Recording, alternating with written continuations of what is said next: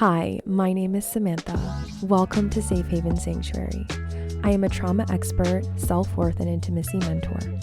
I use a clinical, spiritual, and energetic lens to heal the body, mind, heart, and soul. This is a space for you to let your walls down, welcome in vulnerability, apply and integrate what resonates, and free yourself from the rest of it. The universe is here to support your deepest dreams, and the only way to meet those dreams fully is by meeting yourself in its full depths and embodying the calling of your soul. Thank you for being here, and let's rise up in our ability to expand and thrive. Okay, everyone, thank you so much for joining us again. I have the honor of having my friend Tracy Montgomery. She is an ascension guide, and I'm going to let her take it from here. Tracy, thank you so much for being on my podcast. Okay, my first question for you is, what got you into this work? And actually, could you explain a little bit about what you do? Because Ascension Guide, I feel it describes you so well, but there's so many things that you do that are so potent, so powerful, and I want everyone to know about it. Oh, thank you. Well, first, I just want to say thank you so much for inviting me to be here. I'm super happy to have this conversation with you here today. So when we talk about ascension, one of the things that I've really come to understand, especially over the past year, is there's a big difference between ascension and healing. And ascension is something that I've more recently moved into, whereas I have many, many years of experience as, what I referenced as being an intuitive healer. And so I did a lot of work in the Akashic Records. I do a lot of work in generational healing and trauma, a lot of work with subconscious imprinting, energies, negative belief patterns, cords, contracts, all of those things that we often talk about in the more spiritual healing realm on an energetic level, as well as on a soul level, that keep us from moving forward, and that keep us from living in purpose and on mission, and that really keep us from stepping into sovereignty. And the shift or the pivot, before I give you the backstory, came from realizing that, I always knew that healing was one piece of the puzzle, right? It was one of the aspects of ascension. When we talk about ascension, really what we're looking at is we're looking at higher timelines for ourselves. We're looking at higher frequencies for ourselves, right? And that's what the entire planet is experiencing, right? As the humanity, as well as the planet Earth is also experiencing that, right? In the spiritual world, you hear a lot of conversation about moving from the third dimension to the fifth dimension. Yeah, exactly.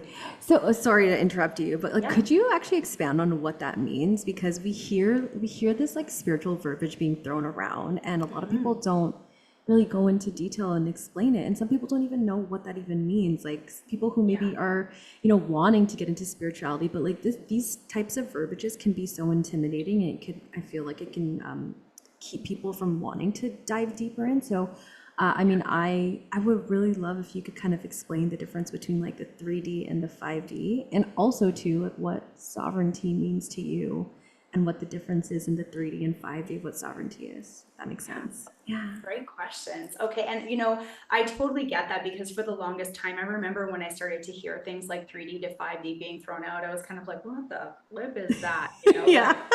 What are we even talking about right now? And so when it comes to, shifting or ascending, we could say, which is the same thing essentially as shifting from a 3D energetic to a 5D energetic, I think the first really important thing to understand is that it's going to mean something a little bit different to everyone, and that there really is no right or wrong definition. It's just important that it is a truth for you, right? A truth. My truth is for me, your truth is for you, and everyone will have their own version.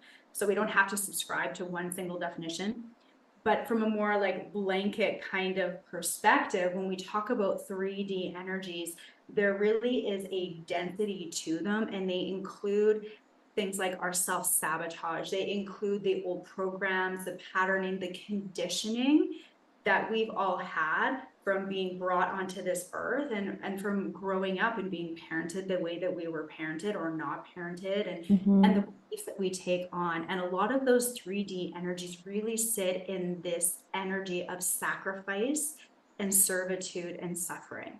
Right. And we talk about it a lot through people-pleasing tendencies, through perfectionism. And at the root of a lot of that really is that there is this deeply seated belief that we are not worthy exactly as we are.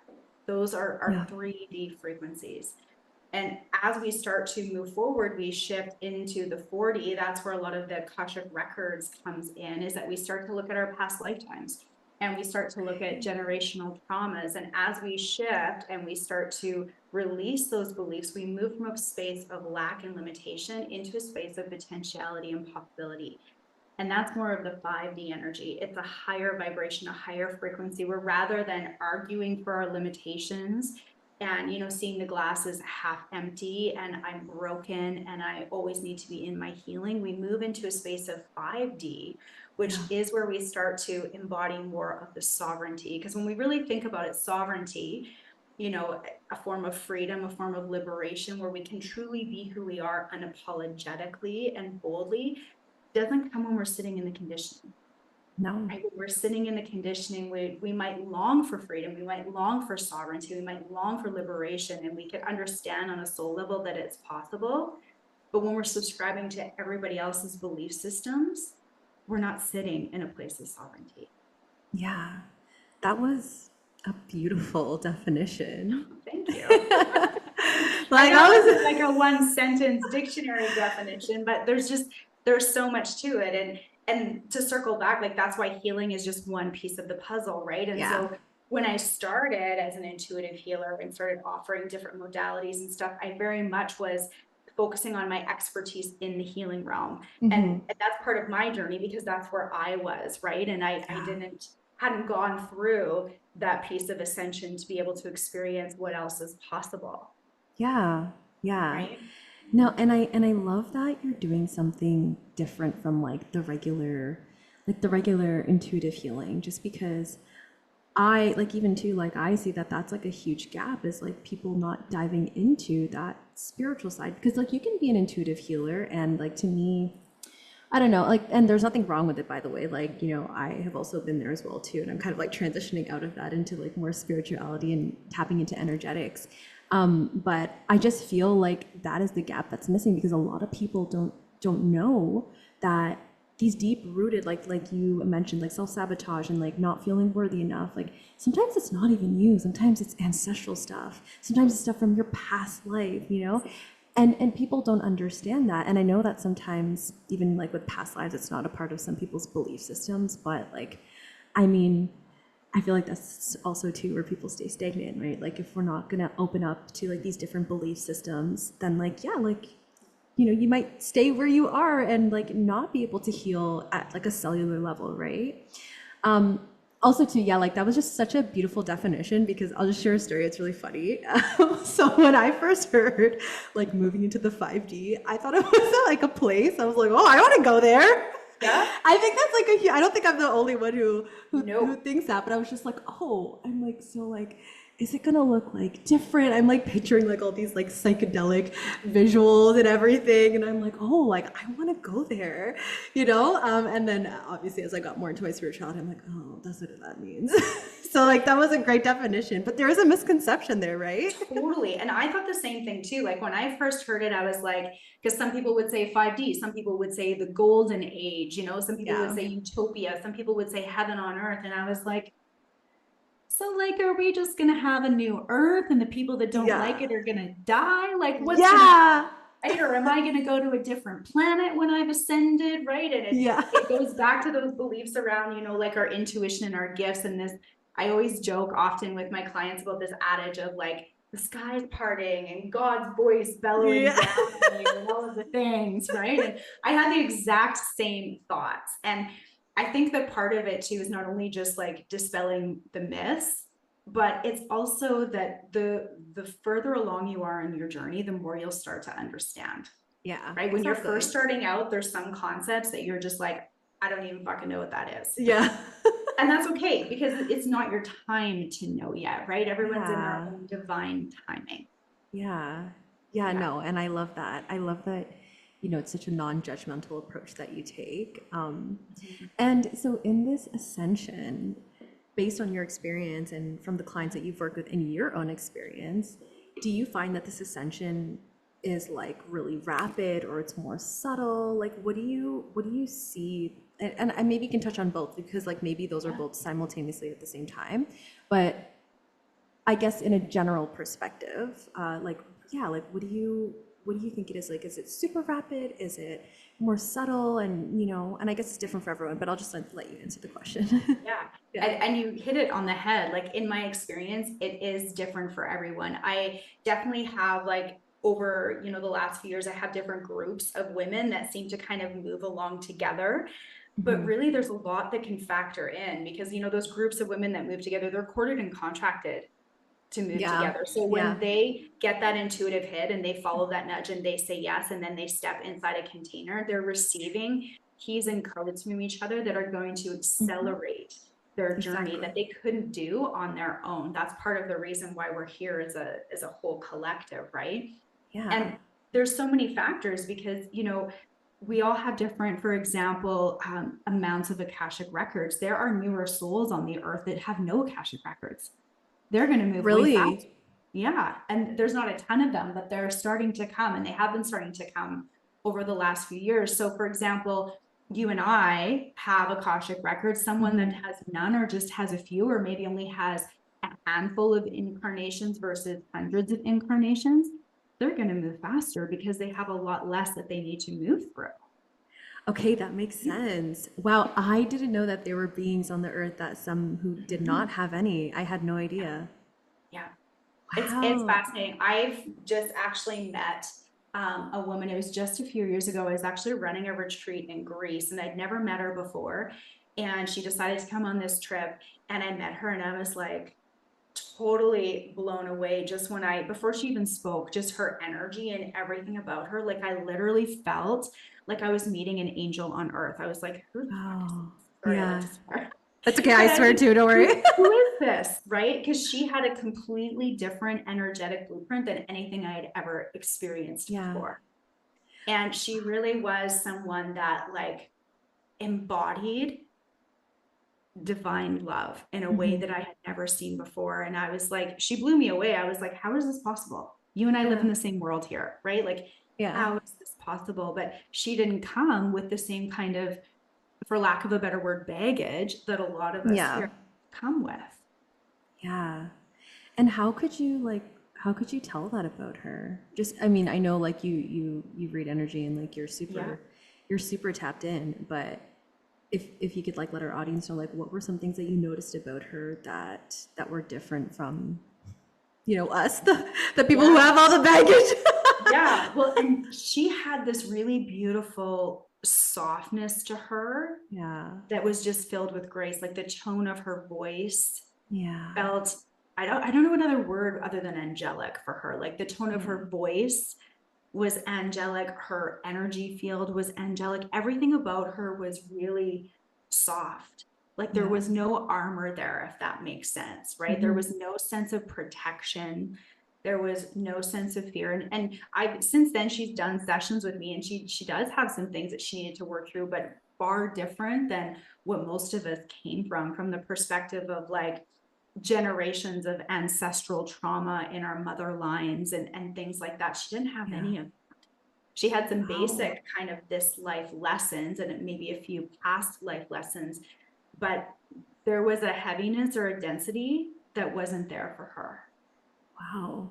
Yeah. Okay. And I never go into anybody's energy field, Akashic records or anything like that without permission. That's an integral thing for me. And I don't do sessions where someone comes and says, can you do this for someone else? I never do that. Yeah. I always want permission, but sometimes people will flash their Akashics without like unknowingly. And you see get this like a little glimpse and it's like, I didn't ask for it, but I got it. Okay, right? And so she happened to flash it to me and I was like, oh, okay, this is cool. And she had way more galactic records than she did Akashic records, which was super cool. Wow, that is amazing. I would love to meet this woman. Yeah. Because I can only imagine that like you also receive codes from her by doing sessions with her as well too, right? Yeah. Wow, thank you for sharing that. I love this conversation. Yeah. Okay, so I want to hear more about your story. Like what got you into this work and like I love how confident you are in it and how you speak about it. Like I can just tell the way that you're speaking. You are so passionate about the way that you do and about you're so passionate about what you do. And yeah, I want to know your story, how you got into this. Okay, well, if I were to rewind to my past life in this life, Yeah. still in this lifetime, I actually started as an elementary teacher. Oh, And okay. yeah, and I did that for over 10 years.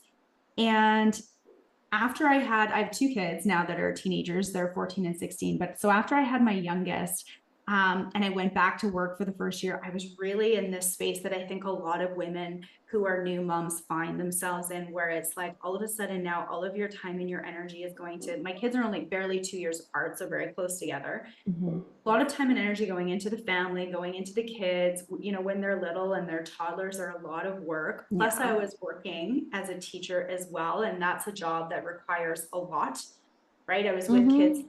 every day. And I found myself almost in like this existential crisis in a way. It was like I had lost my identity and forgot who I was.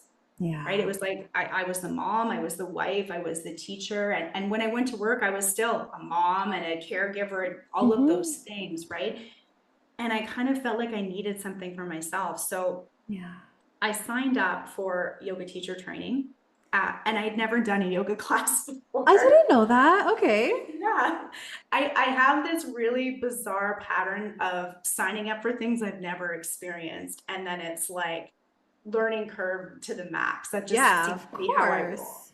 Yeah. So I signed up for yoga teacher training, which was hilarious in and of itself because I remember being in the third week and we're in class and my teacher says something like, we're going to start to learn about inversions. And I'm like, I don't know what that is. So I lean over to the person next to me and I'm like, hey, what's an inversion? And she's like, oh, like headstand, handstand, being upside Yeah. down, and I'm like, oh shit. Not only I've never done yoga before, I was not in gymnastics or anything like that. So I Yeah. had I'm like, oh my God, what did I sign up for?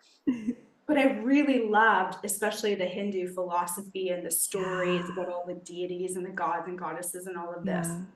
So after I took yoga teacher training, when I took it, I didn't even intend to ever become a teacher. I really just wanted Yeah. to get out of the house and do something for myself. And I was kind of on that journey to refine myself, or well, refine's not a word, but to rediscover, I guess is a better way to say it, right? Yeah.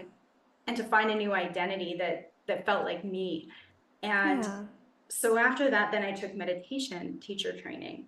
And that led to a 3-year contract at the school that I was working at for a position as a mindfulness teacher and coach.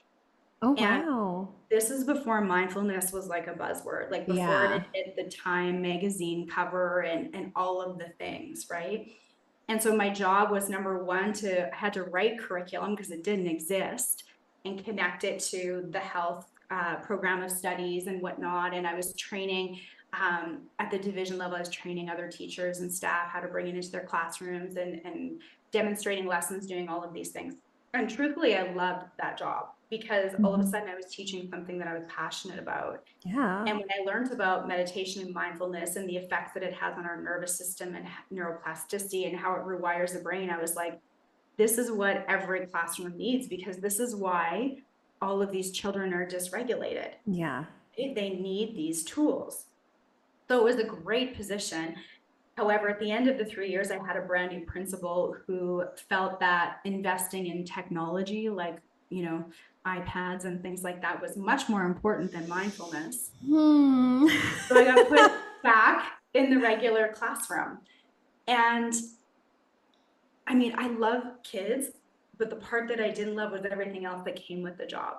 And Yeah. all of the stresses and the pressures and the lack of resources and the fact that, I felt like I was spending a lot of time raising everyone else's children while someone else was raising mine because I couldn't Yeah. do it myself. Yeah. So there was a lot of tug of war with that. So during that time after the mindfulness contract finished, I decided that I somehow needed to figure out a way out. And I was already playing in the spiritual realm. By that time, I also had my Reiki master as well. So I had those 3 things. And I think it was really unconscious, but I was looking for some kind of like exit strategy, really, that was going to make sense to everybody else. So I didn't have to explain myself. So I went back to school for 2 years and became a massage therapist. And like all my family and everyone was like, what are you doing? Like, you have a job that has pension and holidays and all of these guarantees, and you're going to leave to become a massage therapist and rub people's bodies all days. And I was like, You're like, yeah, that's exactly what I'm going to do. So then I spent 2 years raising 2 kids and teaching and going to massage school. Wow. It was a lot. How did you do that? Oh my God. I don't even know. I remember like staying up, studying all night till like 3:30 in the morning, sleeping for 2 hours, and then getting up and starting the day. Like, it was insane. Yeah. It was insane. So I got my massage, and about a year or two later, there was some shifting in the school division, and I ended up getting surplused. And so what that means is you've got too many staff for the population of your school. So some people are going to get moved. And it was such a fascinating experience because I was really upset that I was getting moved. I'd been at the same school for 10 years. I really didn't want to move. Wow. So when I talked to the division, they had basically said, okay, well, you know, what don't you want? And I had said, well, I don't want to drive any farther than I already am because I live in St. Albert and I'm teaching in another, well, it would be a small city, I suppose, close by, but I was already driving half an hour each way. But the division I was working for extended far more beyond the half an hour. So I was like, I don't want to drive any farther and I don't want to teach kindergarten. It's like the only grade that I could not bring myself to teach. I just, there are special people for kindergarten and I am not one of them. And that's okay. Right? And so I was like, those are the only 2 things. So then they came back like a week later with a job offer that was an hour away and it was a kindergarten position. No, oh my God. Yeah. I was like, but the funny thing about this was for the last probably 4 years, I had been telling everybody, I need to get out. I need to leave. I need to get out. I've been praying to the universe. Like, that was my story for years, but I hadn't pulled the trigger. Right. Because I was so stuck in fear. And I had this idea that if I can just build a massage practice first and then quit where I can match my income, that would be a perfect scenario for me. And I wasn't willing to see any other possibilities. And so looking back, I can now see, even though at the time it was really hard, that this was like a gift from the universe being like, okay, we're tired of watching you sit on your thumbs and ask for something and not take any action. So push, here you go. And that's what I got. So from that experience, I ended up just quitting because I wasn't willing to take that job and went straight into massage full time. Okay. And it became kind of my new safety net in a way. And during that time, I really started to dive into all of the more spiritual, I hate to use the word woo-woo, like I don't love that word, but for lack of a better explanation, Akashic Records and all of those things. And then it's like, things just kept opening up. And I don't even actually massage anymore. I just closed my clinic back in March. Oh, recently? Yeah. Oh my gosh. I'm learning so many new things about you on this episode. Okay, so I think like that's such a beautiful transition though into the work that you do, just because massage therapy, I mean, I have a massage therapist. I don't know how many times like I have just like laid on that table crying because I mean, it is a form of like body work and energetic work, right? But like, I feel like that's such a beautiful transition because people are so vulnerable in those moments too. Like they're literally naked, allowing somebody else to touch them, right? And so, yeah, like, did you have clients transition from, you know, your massage clients to clients who you have right now? And like, yeah, like how was that experience transitioning as well too? Yeah, a lot of them did. Like when I started massaging, I already had my Reiki. So I had that channel already turned on, but I wasn't the massage therapist that you came to see because, you know, you were in physio after a car accident, or that wasn't the kind of massage therapist I was. It was very intuitive and it was very energetic. And it was almost as though it was under the guise of massage and people could claim it, but they knew they weren't really coming for massage, you know? Yeah. Yeah. And because it was one of the things that you can't turn it off. Like I cannot say anything. I can do that, right? I can filter what I share, but I can't turn it off.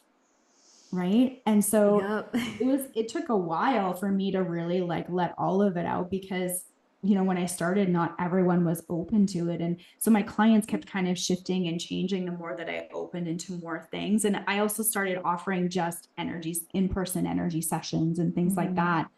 But one of the things that I've recognized between working with people in person versus working with people online is that a lot of people, when they come for in-person work, especially if they're starting out on their journey, they're very slow to move in their own journey. And when we talk about energy, like energy moves at the speed of light, it moves as fast as you're willing to allow it to move. And so often I find my clients, my online clients, move a lot faster and have a lot better results than the people that would come in person. What I often noticed, and this is just in my experience, it's not, of course, a blanket thing, but a lot of people that would come in person were constantly in the same loops and stuck where they were. Yeah. And what I would notice when I would say, oh, you know, we could try this or we could try this, is they would say something like, oh, I only like in-person sessions, right? Or I only like body work, right? So therefore they already had the mindset of limitation. They were already blocking themselves to how far that they could go. Yeah. And they also had this belief, I'll just quickly finish. So they had this belief that I was the one fixing them. I was just gonna say that. I'm like, if they only believe that in person works for them, or only body work works for them, like, yeah, like they're placing you as the savior, right? Not that you were placing yourself as that, but they're placing you as the savior. And like no one, and this is a thing, like, you know, I've been there before too, like I've been in that part of my journey, but like no one is going to save you except for yourself, right? Like nobody. No one's gonna save you except for you. And like you have to like really decide. And you know, some people get really triggered by that of like, okay, well, like I can't just decide, but it's like, no, like you actually do have that power, you know? I want to go back to something you said around like how you can't turn it off, just because this reminded me of my own story. I'll just share quickly, but so this happened like 5 or 6 years ago. I was in the Dominican with my boyfriend at the time, and the most strangest thing happened. I saw this girl. I've never met this woman in my life. I didn't know her name or anything like that, but I saw her and I just like went up to her directly. She was with another man. And I was like, hey, you know, like, I know it's gonna sound like really weird, but like, I know that you're going through a divorce right now, and I know like you're really, really sad, but this man that you are with is not like he's dangerous, and you need to like not see it. And I wouldn't, obviously, like I would never say that to anyone, but there was just something that came over me. My boyfriend was just like looking at me and he was just like, what the fuck are you doing? Like we are in like this club in Dominican, like you're gonna get us killed. He was so fucking mad at me. But I'm just like, I'm sorry, like if I'm seeing something like, and like you said, like there's certain things that you just cannot fucking turn off. And this lady, she looked at me and she was just like, how do you know all this stuff about me? And thank God she was receptive, because like other people would be like, what the fuck? Like don't fucking talk to me. She just looked at me like, okay, like I'm gonna listen to you. Yeah. And she's like, can I take your number? And I was like, sure. And the next day she messaged me. She's like, how did you know all that stuff? I'm like, girl, I don't know, but I had to tell you because you're like like you were in physical danger, and like you might not have seen that in the club, but I saw it, and I just had to tell you. And she was like really appreciative. But you know, a lot of people want these gifts, and like, and I'd like for you to talk about this as well too, around like kind of energetic protection and what you believe around that as well too. But like a lot of people want these gifts and want to be able to see certain things and like have like all the voyances, right? But like they don't understand like the responsibility that actually comes with it, and like how much like you put yourself out on the line too, because you can't turn it off. Like once you're awakened, like you can't unawaken, you know what I mean? And like once those gifts are like fully online, you just can't, right? And like, and obviously like you have to be discerning of like who you're sharing certain things with. But I mean, for me in that moment, like that was just like a non-negotiable. I was like, I can't, like I would feel like if something happened to her, I would feel responsible. Not that I know or not, but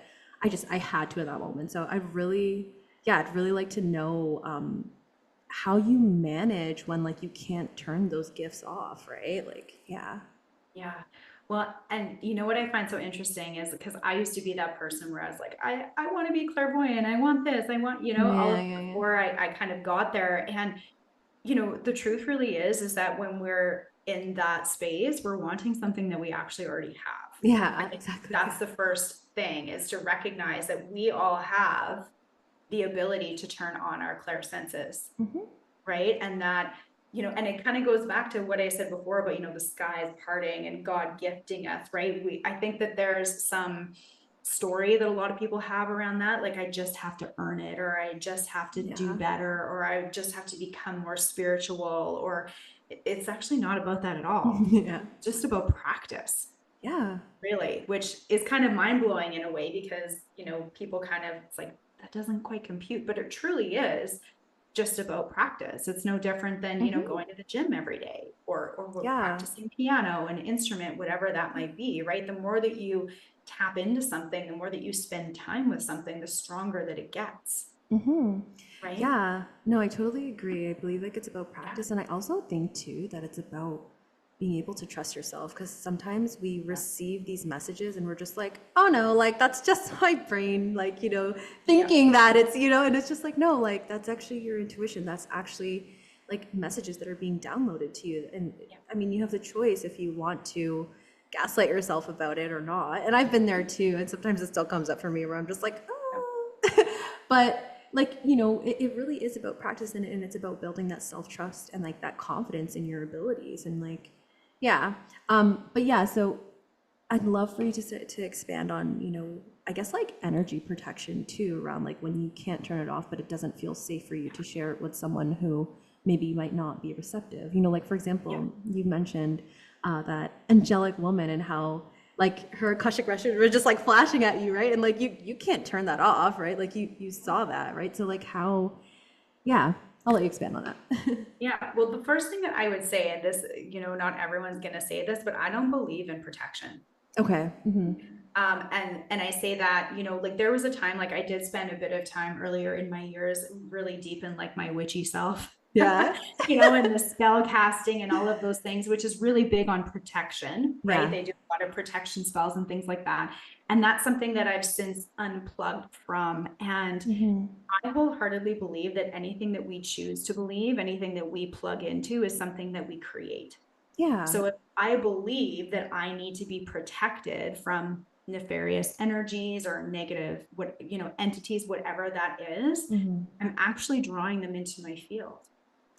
Yeah, and do you think that it like so because I've heard this perspective as well too. Like, do you think that when people are doing like energetic protections that it comes from a place of fear? Is that Yeah, why? I Yeah. do. Okay, Because my okay. question, and I've had this conversation with many clients, and it Yeah. was actually interesting because it came up almost a year ago. I had a huge conversation about this when I was leading a family constellation weekend, which is another piece of my work. But we started talking about protection because there were some negative energies that came in, right? Hmm. And the thing about, negative energies is, you know, it's kind of like we're feeding the beast in a Yeah. way, Hmm. right? And it absolutely comes from a space of fear, right? Yeah. And so when we instead come from a space of love, there is nothing that can come from a space of fear that can exist in that space. Yeah. And so to me, it's never about protection, but what I teach a lot of my clients, what I have an entire course on is energy management. Okay. Could you expand on Okay. that? Yeah, so I actually just finished running it. I called it FEM. It's called Foundations and Energy Management for Modern Mystics Everywhere. And it's about really setting strong boundaries in your energy field and understanding Hmm. what's actually in your field, what belongs to you, and what you're not going to allow into your field. Because as energetic beings, we are doing three things all of the time. Number one, we are containers for energy. We're always holding energy, right? Yeah. We have our energetic field. We're also always putting energy or frequency out. We're emitting energy, and we're also always receiving and interpreting Yeah. energy. Hmm. And so one of the biggest things, whether, and I know, especially in mediumship, you hear this from a lot of people is they say, oh, I used to see dead people or whatever that is, but I turned it all the way off because otherwise they'd be bothering me 24/7 and I'd never get a break. And they have like this whole story around it, right? And Yeah. it's like, no, it's not like that at all. If it's like that, you're coming from a state of disempowerment. You're not managing your own energy. when you manage your own energy and you're coming from a space of empowerment, you're the one that's driving the bus. Yeah, exactly. Right? So nothing that Yeah. you don't want is ever going to be coming in your field. Is it possible that sometimes you could be not paying attention? Absolutely. But it's also Mhm. easy to clear that stuff out of your field when you know what the foundations of energy mastery are. Yeah. Yeah, no, I love that.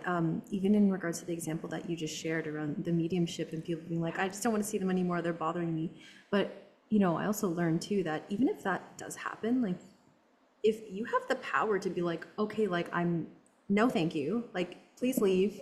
No thank Yeah. you, like I'm not available for this. And like you'll notice that it does shift, right? Like Yeah. it does for Yeah. sure. Yeah. Do you work with angels as well too? Because like I love working with angel guides, and I use them as a tool to like clear my energetic fields and like Mm. any cords and like hooks or fragments that I have attached to me. Like I do that every morning. Yeah. And like I really love to use like invocations and stuff like that. But yeah, I would love for the audience to know kind of any other tools or guides that you work with. Yeah. I actually am not really drawn to angels at Really? all. No, Okay. like I have a friend that is like, Yeah. she's my best friend. She's all about the Yeah. angels. So like she's got angel decks and all of this stuff. And Yeah. I'm just like, You're like, that is not for me. it's not, maybe I need to reconcile with the angels. I don't know. You know, you need to do some forgiveness work. I mean, there's a past life there that I'm not ready to see. I don't know. You know? You're so funny. But what I do find myself often drawn to is more of the divine feminine archetypes.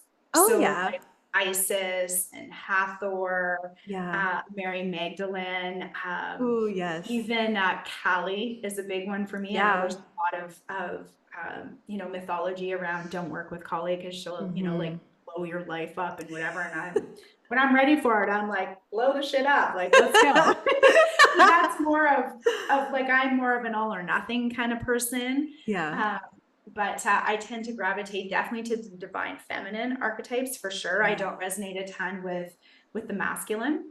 Yeah. And in terms of my own guides, it's, I know a lot of people are always like, oh, I have a guide named this, or I want to meet this. And I've never really been drawn to actually have to know any of that.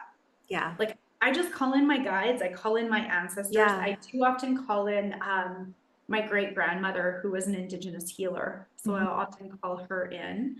But that's kind of, I trust that my divine entourage is what it needs to be. And Yeah. one of the modalities I offer is called SRT, which stands for spiritual response therapy. And in SRT, one of the things that we're always doing is first of all, the intention is always to work with high self and with spirit. And through that process, one of the things that's also always happening is that we're shifting and upgrading our committees, our spiritual committees. And so what happens when you're shifting and upgrading your spiritual committees is that sometimes you have to release some guides because they've taken you as far as they can take you. And so you have to kind of fire them in the most loving way. Yeah. And you also bring new guides in. And so my guides are kind of always constantly shifting as well. So I don't have a huge attachment to any one specific. Yeah. Yeah, no, I love that. And I love that you don't name your guides. I don't either. Like I do the same thing. I just call in my guides, my ancestors, and my angels. I mean, I know some of the angels have names, so I'll use them. But when it comes to my own guides or ancestors, I'm like, I don't fucking know their names. And it's funny because I actually call in my grandfather. So I've met him when I was a baby, probably like just before I turned a year old, and he actually died that same year. And so he lived in India, and so I always just be like super jealous of my cousins because they got to like grow up with him. And my grandmother tells me, and even her daughter, my aunt always tells me like, wow, like you are your grandfather. And like nobody else in my family is like spiritual, but he was apparently, and I didn't know any of this before, never knew any of this before until I guess I started seeing my posts online, and they're just like, oh, like your grandfather was into yoga, he was very spiritual, he like went to all the temples. So I was raised as a Catholic, and I too am like more so involved in like, I just love like the Hindu religion so much. And like he was all about that stuff, and my grandmother, she like literally was in tears because she's like, wow, like you literally remind me of him so much. And it sucks that I didn't get to like know him in this lifetime, Yeah. but I feel so deeply connected to him after hearing those stories. I just started calling him in and like having conversations with him and asking for guidance too, especially on my spiritual journey, because I'm like, obviously like I feel like he was more spiritually advanced than a lot of people in our family. And like no like shade or anything, but like I felt like he was more spiritually advanced based on what they were telling me, and then even like the guidance that I received from him too. I was like, shit, like you're fucking intelligent. Like help me to like to like get further on my path. Like I want to know. I want to have all your wisdom, and it's just such a beautiful way to connect to him. And even though I didn't have that growing up with him, right? So I don't know why I'm wanting to ask you this, but did he yeah. have a guru? Did he have a what? A guru. A guru. I have no idea. I'll have to ask my grandma. Why is that like coming through for you right now? Yeah, I'm just curious. Like, I don't know if it's like there's so many, obviously, Yeah. especially in India, right? But I'm actually Yeah. wondering if he studied, even if it was just reading books or whatever, Yogananda. Possibly. I'll have to ask.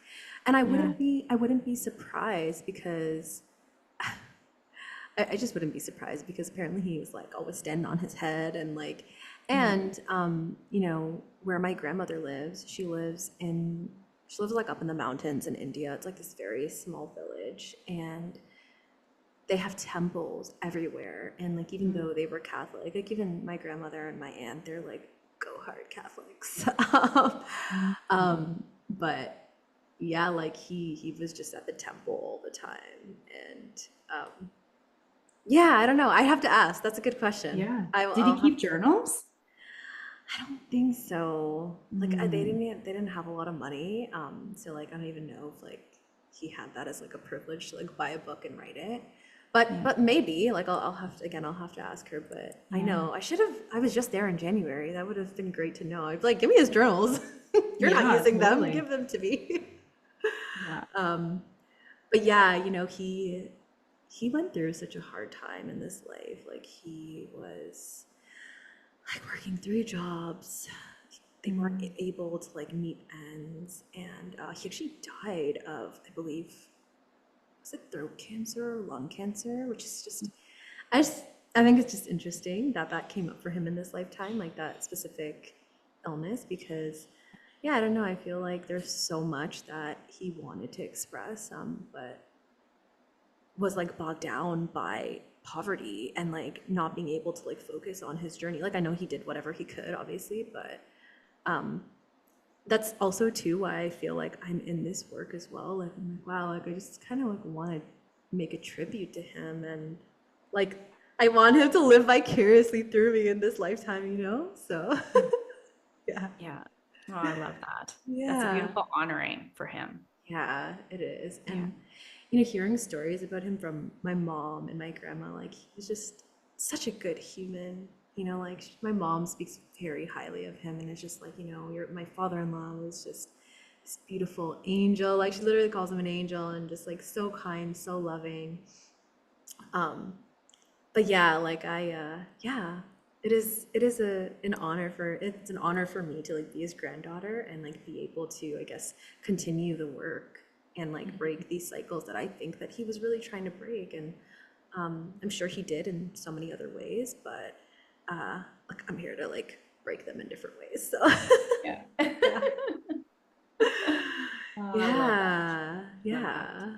Oh, is there anything like, okay, before we go, I also want you to share like your offerings that you have, Oh. because I know you have so many powerful offerings.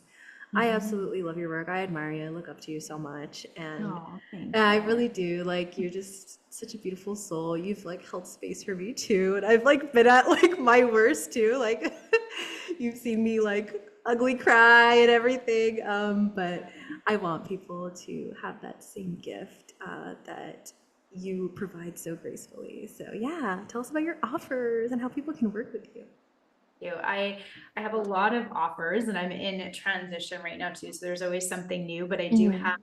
a monthly membership called In Her Rising, which really works on the foundation of healing. So there's a lot of clearing work, there's some Akashic records, and there's some embodied practices, new moon clearings and things like that. So really kind of starting to get rid of that 3D density if you're someone that's just beginning your journey and you're not sure where to start.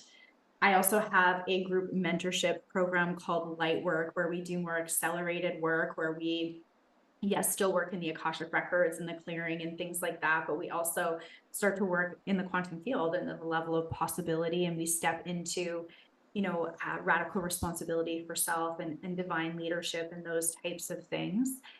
I also have my energy management program, which I mentioned, which is a self-study program. So that can be accessed at any time. And I'm also I just brought in something new, which I'm super excited about for a limited time, just for August. And it's Akashic Ascension attunements.